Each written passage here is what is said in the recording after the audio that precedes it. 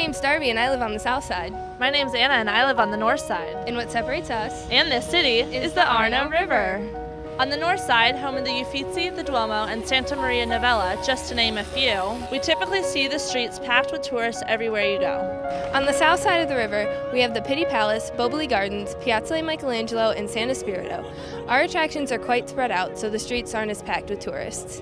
Historically speaking, the north side of the Arno has always been the bustling center of the city. The north side was situated on the Via Cassia, the main route between Rome and the north, which enabled it to rapidly expand as a commercial center. While the south side used to be vineyards and gardens until the 15th century when rich merchants began building their palaces in the Oltrarno.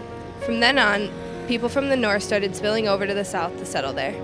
The north side is always busier than the south side. Piazza della Repubblica, for example, is always packed with musicians, artists, and tourists from all over the world. This square is great for taking a break and people watching the busy crowds around you. One of the main piazzas on the south side is Santa Spirito, which is much more off the beaten path and quieter with less of a touristy atmosphere. There you can read a book or catch up with your friends on the church's steps. If you want to find some green space to relax on the north side of the river, you can check out the Cascine Park on the outskirts of the city center, which was once owned by the Medici family.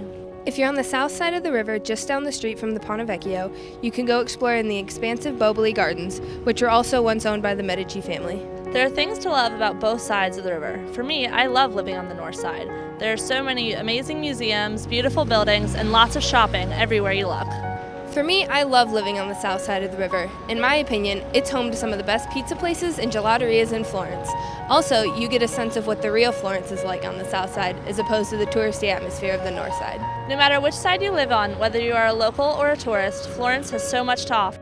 You will never run out of things to do. From climbing to the top of the Duomo to watching the sunset from Piazza di Michelangelo, Florence will never cease to amaze you.